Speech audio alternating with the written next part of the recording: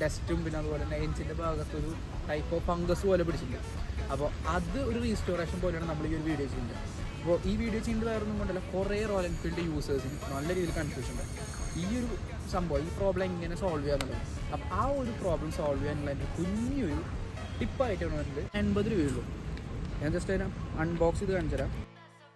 ഈ ഒരു കുഞ്ഞൊരു പേസ്റ്റാണ് എല്ലാ പ്രോബ്ലം സോൾവ് ചെയ്യുന്നത്. അത് ജസ്റ്റ് ഇവിടെ ഒരു ഡ്രോപ്പ്